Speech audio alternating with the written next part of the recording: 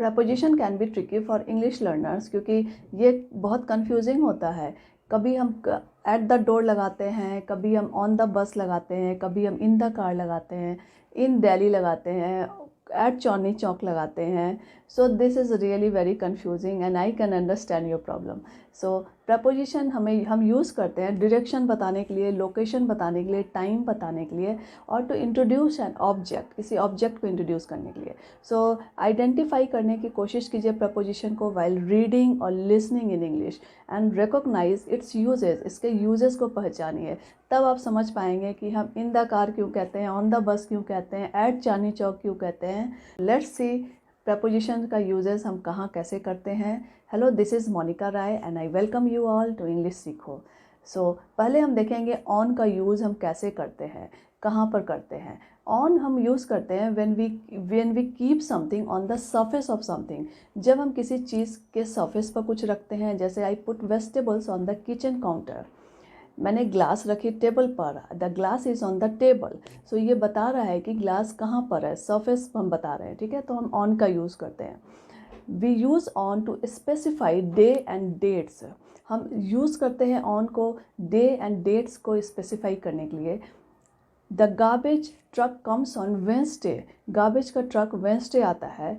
I was born on 14th day of June in 1988, मेरा जन्म 14th day of जून को हुआ था।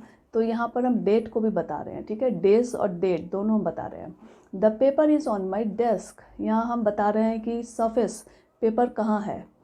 आई am going on Monday, he was born on 5th July, उसका जन्म 5 जुलाई हुआ है।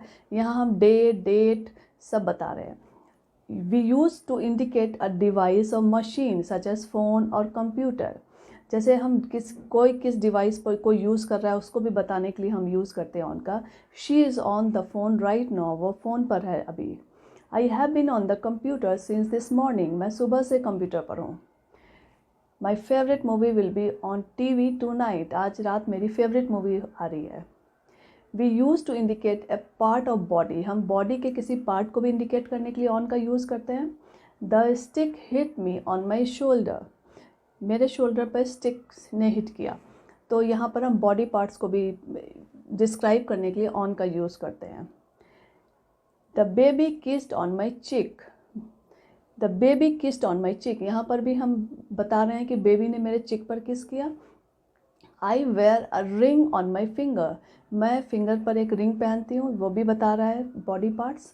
On is use to indicate the state of something, किसी चीज़ की अवस्था भी बताता है on.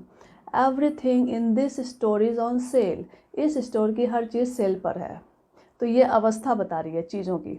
The house is on fire, घर में आग लगी है, ये घर की अवस्था को बता रहा है। Now we will see the uses of at. We use at to point out specific time को बताने के लिए हम एट का यूज़ करते हैं। जैसे I will reach at 12 PM, मैं 12 बजे पहुँचूँगी। He will catch the bus at 9 PM, he will को मैं यहाँ पर हील प्रोनाउंस कर रही हूँ। He will catch the bus at 9 PM। The exam will start sharp at 10 PM। Now we will see usages of at place, हम place को describe करने के लिए भी एट का यूज़ करते हैं। जब हम दिल्ली में हैं और मैं किसी एक प्लेस को इंडिकेट कर रही हूँ कि दिल्ली में मैं कहाँ हूँ, तब हम एट का यूज़ करते हैं। I am in Delhi at Chandni Chowk, तो मैं दिल्ली में एग्जैक्ट बता रही हूँ लोकेशन, तो एग्जैक्ट लोकेशन जब हम बताते हैं तब हम एट का यूज़ करते हैं। There was a yoga camp at Buddha park, yoga camp Buddha park में था, यहाँ भी हम एग्जैक्ट लोकेशन बता रहे हैं कि योगा कैंप कहाँ है। अब हम देखेंगे इन का uses. We use in to describe unspecific time during a day, month or year. She always reads newspaper in the morning. In the summer, we have a rainy season. I get up early in the morning. The marriage will take place in the morning. I'm living in hostel. He is in the hospital. In हम use करते हैं indicate करने के लिए shape, colour और size.